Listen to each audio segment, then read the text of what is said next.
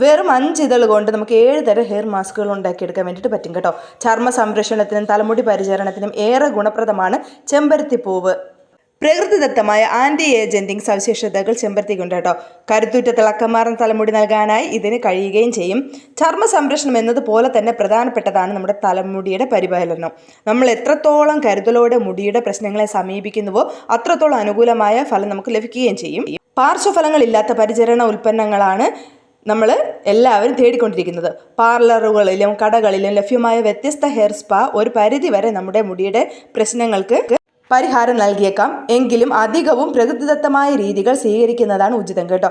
Chemical രഹിത ഉൽപ്പന്നങ്ങൾ തിരഞ്ഞെടുക്കാൻ വേണ്ടിയിട്ട് ശ്രദ്ധിക്കുകയും വേണം. ചെമ്പരത്തി പൂ മാത്രമല്ല കേട്ടോ, ചെമ്പരത്തിയുടെ ഇല ഉപയോഗിച്ച് നമുക്ക് ഈ സെയിം മാസ്കുകൾ ചെയ്ത് തലയിൽ തേക്കാവുന്നതാണ്. അപ്പോൾ ഇതിൻ്റെ ഡീറ്റെയിൽഡ് വീഡിയോ നമ്മുടെ ചാനൽ അപ്ലോഡ് ചെയ്തിട്ടുണ്ട്. കാണാത്തവരുണ്ടെങ്കിൽ കയറി കാണാൻ വേണ്ടിയിട്ട് മറക്കരുത്.